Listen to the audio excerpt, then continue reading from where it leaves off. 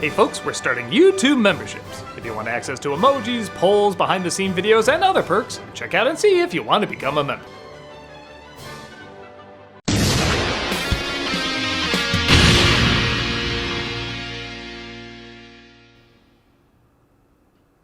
Hello, I'm the Nostalgia Critic guy. Remember it so you don't have to. We've certainly talked about the cliche of what TV tropes calls action hero babysitter. The tough badass who comedically has to look after cute cuddly kids. Whenever you talk about bad nostalgic movies, you know there's always going to be a few of these around. And while we can't say for certain where the trope officially started, it's probably a variation of the men can't do domestic role shtick. Ricky, you can't make a meal, you have man brain! We certainly can point to what launched it into popularity over the past 30 years. Legends of the Fall, no kindergarten guy.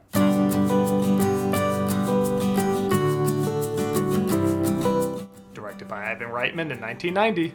I guess this film doesn't have the best reputation, maybe because it did start a genre of so many awful knockoffs. But while yes, this certainly is a very self-aware and at times gimmicky movie, you're not really gonna see The Rock or Vin Diesel bloody themselves up shooting criminals or punch the shit out of a guy because he abuses his own son in one of these. This film can get messed up at times, perhaps because we were transitioning from a decade where entertainment for kids was really just slightly less violent entertainment for adults. Reitman often liked to combine tones, as we discussed with Ghostbusters, and he already worked with Arnold in a comedy before. So here, I think he turns out a film that lightens up when it gets too heavy and tosses in a shootout when it gets too sappy. But I will admit, I haven't seen this movie in over 20 years. Is it possible the two styles don't go together and all it did was create a tsunami of suck over the decades?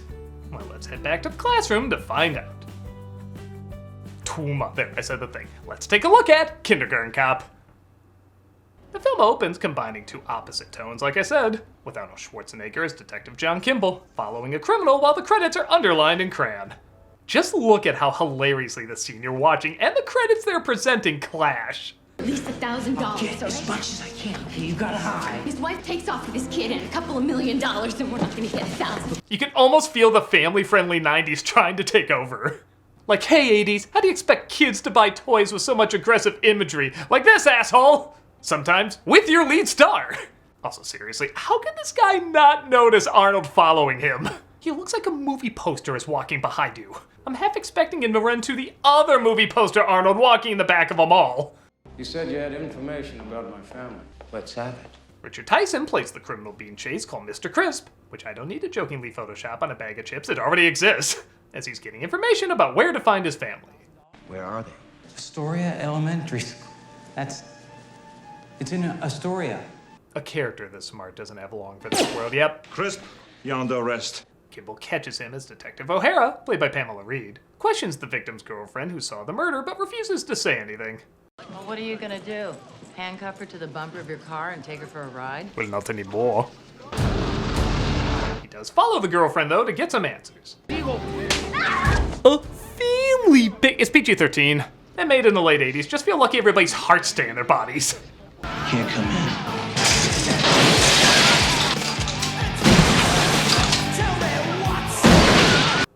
Typical LAPD entrance. For all the corny Arnold lines we like to quote, I don't think this one gets enough attention. So who are you, man? I'm the party pooper. I took a shit on your welcome mat to cement it. I like you, Cindy. I'm gonna be around you a lot. Days, nights. No, you can't. I can. Oh, sorry, somehow the scripted training day got mixed up in this. He gets her to ID him in a lineup, and in order to guarantee the case before it goes to trial, Kimble says he has to go find the wife of Crisp, who stole millions from him. You think the jury's gonna convict me on the testimony of that junkie? But what about your wife? Or that hard-earned drug money she stole from you? I bet she would make a much better witness. The jury is much more likely to believe a thief over a blackmailer. The only problem is they don't know who his wife is, so he teams up with O'Hara, who'll go undercover as a kindergarten teacher to find his son, as his school is the only info they got. Get those tree stumps out of my way before I vomit all over you. She gets violent food poisoning, though, having to puke constantly.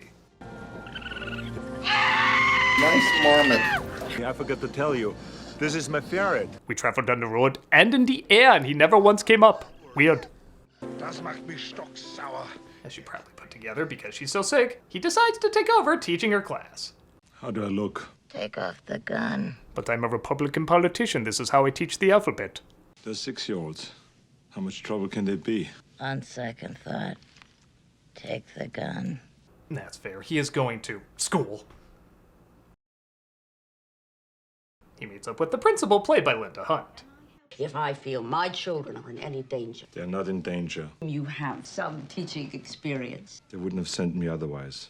I will give Arnold credit as much as we do make fun of his acting at times. He is legit believable here. It doesn't feel like a shtick, like, oh, that's just Vin Diesel acting silly, or that's The Rock acting silly. I really do buy him as a no-nonsense detective.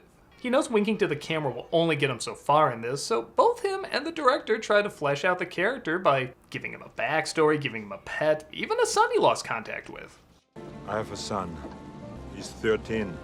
I remember when he was 5. It makes him feel like more than just one-liners, so when a one-liner does pop up, it's funnier.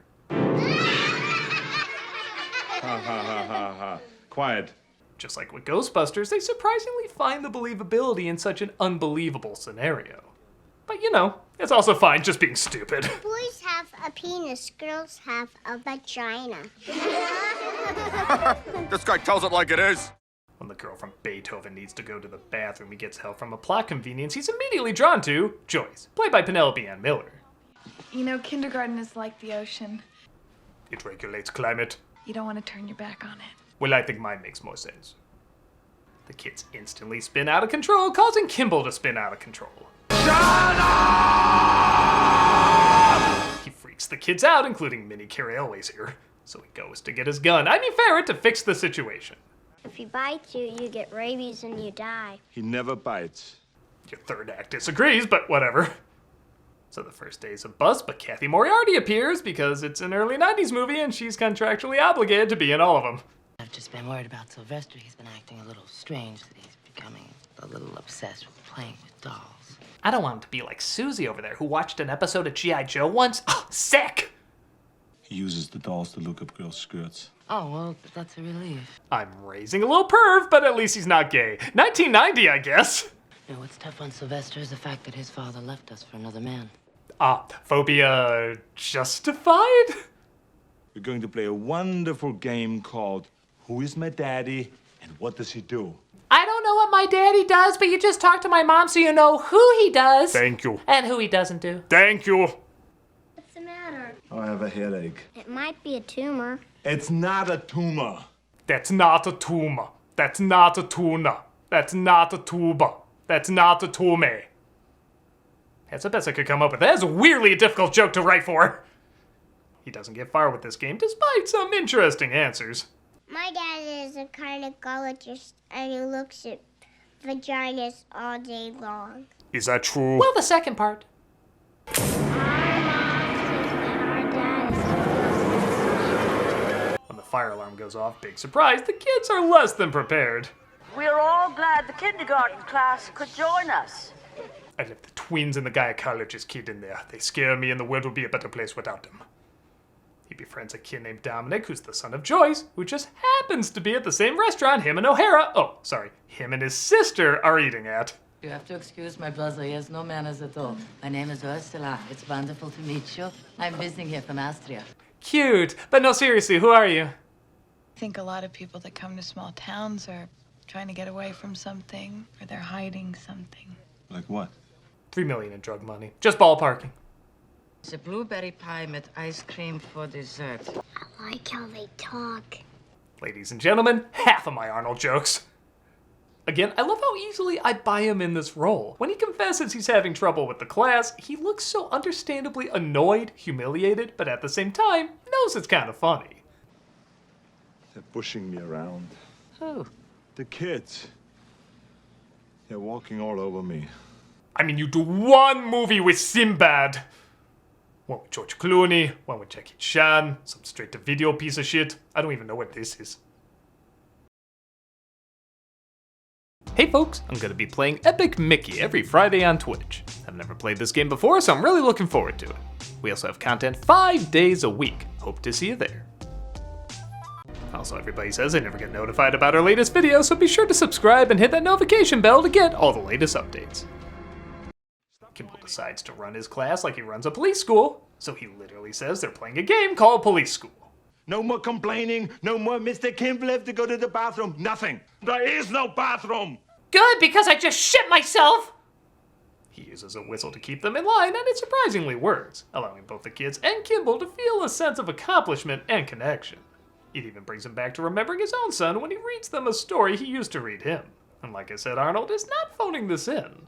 But don't you want to see your little boy? Was he bad? No, he wasn't bad. It wasn't his fault at all. Which is funny because I talked to your mommy about your daddy and her splitting up, and it's entirely your fault.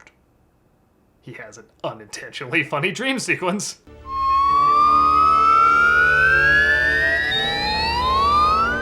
Followed by Joyce asking him on a date. We also see O'Hara's fiance, who's a chef. Henry's a chef. I'm a chef. That's all I know about him. That's all I'm gonna say about him. I don't know why he's in this movie. And later he tries to find out why a student named Zach is so quiet in class. You saw the bruises on Zach's legs? He's beating you too? If he wasn't going to counseling, I could see the point of saying something. But I'm sure there's not going to be any more occurrences. Man, part of me wonders what Jingle All the Way would be like if it had a similar subplot. Who told you you can eat my cookies? I'm just helping Liz out a little in the kitchen. Oh, hi, honey. Oops, there's the next batch. Gotta go, Howard. It's handled a little better here. Yeah, I don't think Joyce and Dominic are the people you're looking for. I'm gonna plant one of my lasers on that antenna, but I'll have to do it at night. Otherwise, the bad people will know where it is. The bad people being anyone my mom dates. Oh, come on, Ivan. I'm sure there were tweens bedsheets, too. Hey, what you doing in there? I'm lost. Follow me, silly. You're not the first creep to smell my mom's underwear. She was dating Russell Brand last week. He puts together more and more it's Joyce, but O'Hara says the background checks don't confirm it, as she doesn't seem to have that much money. She's got under $1,000 in the bank. Her teacher's salary is less than what I make, which is pathetic. Bullshit, have you seen where she lives? Even in a 90s economy, that's pretty sweet. Hi, Chan. He gets distracted, though, by more bruises on Zach, and how about that? The father just happens to be there. Being an Arnold movie, I'm sure they'll talk this out. You hit the kid, I hit you. You bastard. I hit him 3 other times today. I don't like pain, I'm just OCD. Thank you.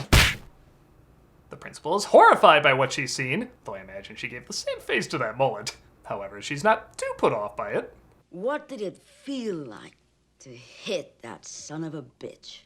Felt great. It's as satisfying to me as coming is. She even mimics the punch herself. Oh, what a fun comedy this is. Jesus! Yeah, that's her. Okay, sometimes the tone changes can have a little whiplash.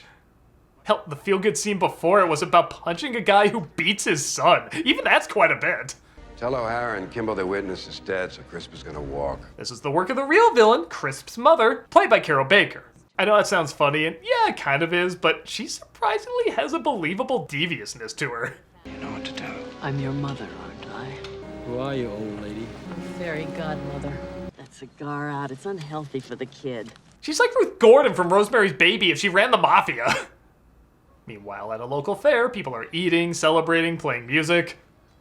Clown. And the kids put on a President's Day pageant. 4 7 years ago. 4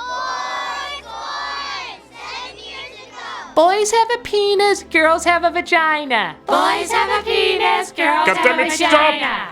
Kimble finds out about the dead witness and has to tell Joyce that if she wants police immunity, she has to admit to stealing the money. Tell us where the money There is. is no money, you son of a bitch! Then why is he after He you? doesn't want me, he wants Dominic.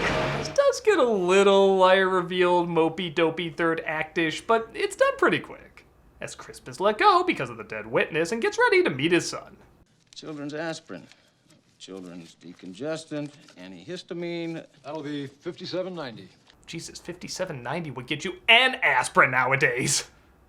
Joyce tries to move again, but she loses Dominic, who it looks like wasn't messing around with that tower talk.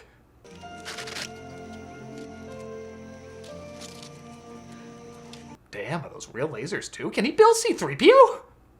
Admittedly, this could have been cut from the movie. Maybe be more suspenseful if we thought Crisp got there, but we literally just saw him. We know he's not there yet. But I don't know, maybe it gives Joyce a chance to calm down and trust Kimble. I don't want to lose you. I don't want to lose Dominic. I swear, you will never have to run from him again.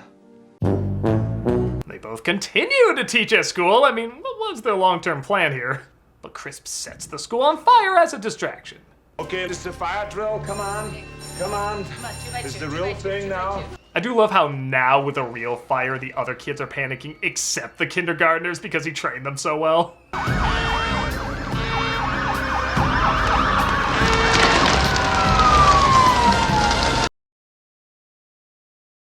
Crisp grabs Dominic, but the kids literally point out stranger danger. Yeah, I like the kids actually do play a believable role in the climax. But Crisp hides and tells Dominic he's his father. Like all the actors in this, Tyson is giving 1,000,000% here. I'm your father, Dominic. Don't you remember Twinkle, Twinkle, Little Star? My father lives in France. I'm your father. So, he's my client! O'Hara gets run over by the mother. Like I said, pretty sinister lady. But Kimble and Joyce finally find them. And like I said, this is more like the ending to Die Hard than some bullshit wrestler babysitting flick. Kimble, hold it! What are you doing? Drop it! I'm losing it! The boy is mine! He's my boy! The ferret bites him, allowing Kimble to kill him, which means Mommy's very angry. I love she literally sees her son dead and she's like, well, gotta empty the magazine, I'm a practical granny. Where's my grandson? Again, am I crazy or is this legit pretty intense? Where's my grandson? Go to hell. I really wish a scene like this was him playing with fire. My little pony, what is friendship all about? O'Hara knocks her out though, leading to my favorite line in the movie. You're not so tough without your car, are ya? And Kimble is sent to the hospital. Hey, how's everybody feeling today? Listen, I brought some goodies for you. You know, you look pretty good yourself. Who are you again? You're coming to the wedding, right? Oh yeah, fiance. But seriously, why were you acting like you were a thing in this movie? He returns to the school to show the kids he's alright, and even plants a big one on Joyce.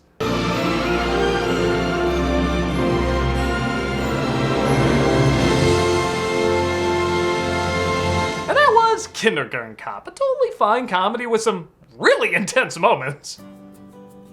Okay, it's not Saw or anything, but I do think these scenes get overlooked, yet still help bring an anchored reality to the whole thing. It's not perfect, there are plot threads that don't add up too much, and the film is probably a bit too long. But the good performances, decent enough writing, and mixing of cutesy moments with an 80s crime thriller does keep it kind of fresh. Not every joke works, nor does every serious moment work, but I think it's better than what the advertising and, I guess, the entire genre would indicate. Yeah, sometimes it only tries just as hard as it needs to, but other times it does try harder. And you can see that in the dedication clearly being shown by the actors. I don't see it as a comedy classic or anything, but I do see it as a good enough time for most families. I'm a Nostalgia Critic guy, remember? So you don't have to. There is no bathroom! This month for Cameos for Charity, we're doing the Raiden Science Foundation. This is actually inspired by a convention I'm going to this month who are raising money for this organization. They're overcoming traditional research barriers to advance treatment for UBA5 disorder, a debilitating and ultra-rare genetic disease. In order to do so, they're pushing forward with medical breakthroughs, such as gene therapy, to help children all around the world who are suffering from this disorder, and ultimately other rare diseases. So if you want a cameo from me saying happy birthday, congrats, good luck, or whatever, consider getting one from me and giving to a great cause. If you're like, nah, screw you, you're the worst, well, consider giving to this organization anyway. Give them a look and see the amazing cause you could be helping out with.